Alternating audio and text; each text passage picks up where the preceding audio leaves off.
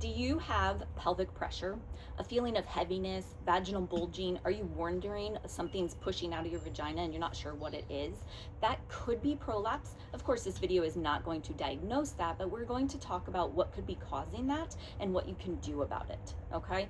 So for starters, is if you have something pushing out, this is the in between the legs view, if you have something bulging or protruding from your vaginal cavity, very much recommend getting it checked by a provider, because of course we want to rule out anything dangerous. But if you've already been diagnosed with prolapse, or you think you might have prolapse, then this video is going to be for that. So prolapse, what is it? If we take our organs, the vaginal wall, okay, it can get overstretched for a variety of reasons. Oftentimes it's childbirth, but not always. And what happens is either the front vaginal wall right behind the bladder will push, or the back vaginal wall will push forward, and that can create a ballooning effect into the vaginal cavity. A lot of people, when this is a very minor situation, they don't have symptoms at all, okay? Some people do, some people don't, but most of the time, if you are symptomatic, it's because that's pushing down a little bit further. And so you might start to have something coming vaginally. It might feel like you have air in your vagina, or an egg in your vagina, or something sliding in your vagina, something like that, okay? Certainly what we want to do is balance pressure, okay? We cannot just use the pelvic floor muscles for this. A lot of times people will think, oh, if I just do a bunch of kegels, it's going to get better. Actually, the research does not support that. Doing pelvic floor muscle training can, though, help support and lessen those symptoms, or in some people it can take them away, but it is not guaranteed. Okay, and that's because the pelvic floor muscles, they sit under here, but the vaginal canal goes up from there, and we don't have the conscious ability to go and tighten or squeeze just that vaginal wall. Okay, so yes, we can use the pelvic floor muscles. If we are going to, it's going to be the deep layer of the pelvic floor muscles right here. And that's because that layer, it's our lift layer. So go back and look at my other video on that. But if we lift up the pelvic floor, that's great. We can train it, we can get healthy tone if we train it enough, but that's never going to be enough because we can't constantly keep that contraction, okay?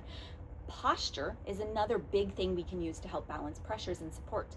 So our pubic bone here, it creates, if we are using our model here, it creates a little ledge under the bladder if our pelvis is upright. So posture is one of the easiest things and best things you can do to help decrease pelvic pressure, okay?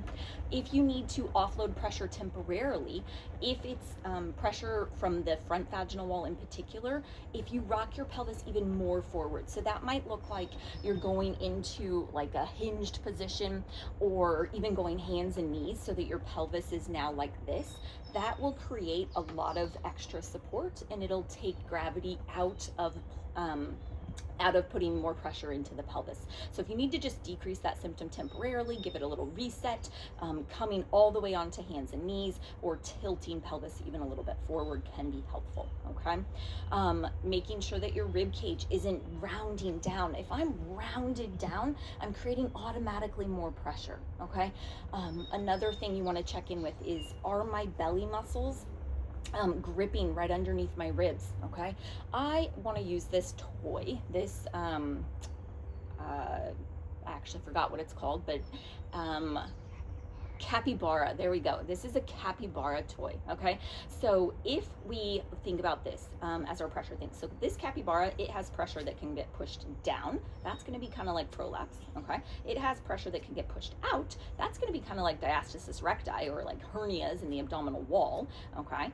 And then we can kind of squeeze and we can push pressure up. And that actually can push pressure out the back, and you can't hear this probably in the video, but when we really squeeze and there's no pressure pushing out those other directions, that pressure can get really pushed up and out, and that's where we want to have this, okay?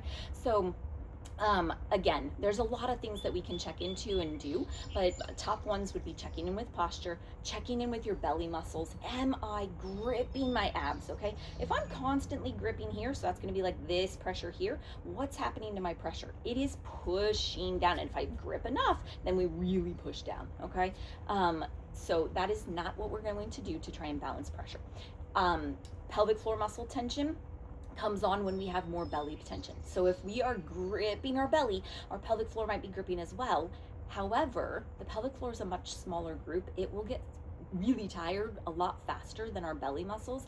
And so then what can happen again is I'm gripping. Maybe it's fine for a while, and then eventually that pressure is going to increase. Okay. That will be particularly important to pay attention to if you have your symptoms where they're getting worse as the day progresses. Okay. That is actually a really favorable place to be in, because you know it's a fatigue thing most likely. If you wake up in the morning and you feel really good, then you midday, end of the day, your symptom starts to come on. Oftentimes that can be trained out of. We can work on keeping our posture upright and taller throughout the day. We can work on our breathing patterns. We can work on endurance in all of those muscle groups so that we can make it longer and longer before that symptom comes on. Okay. If, however, you stand up first thing in the morning and you feel that pressure right away, then that's most likely not a fatigue thing. That is actually probably more of a structural support thing. And some of these tips, they might help a little bit, but likely they're not going to help as much. There are still things you can do in that case though. So if that is your case where you get up first thing in the morning and boom, you already feel that bulge or already feel that pressure, one of the top things that I would recommend is going to see a urogynecologist and getting fit for a pessary. Okay. What that is it's a support. It will go vaginally, okay, and it helps provide support for those vaginal walls so that they're being pushed out, not like stretched out, but pushed out and held up so that we're not having that ballooning effect. Okay, that is going to be really important, especially again if you have those symptoms the first thing in the morning.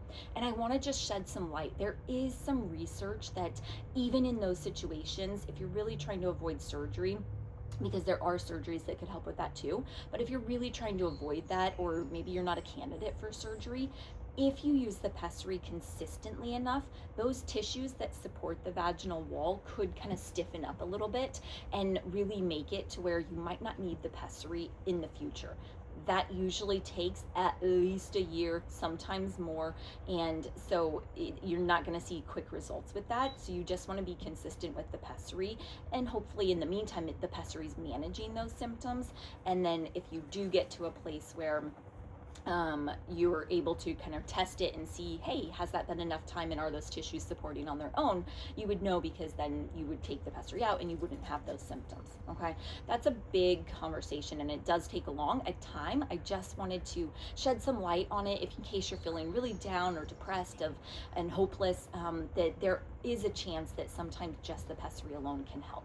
And again, training the pelvic floor muscles can also help decrease symptoms, just usually not if it's like that bulge that's the most bothersome symptom. Okay, so this is just a video again on what is prolapse, kind of what's happening with those pressures, and some things to start paying attention to help balance those pressures. Hopefully it's helpful.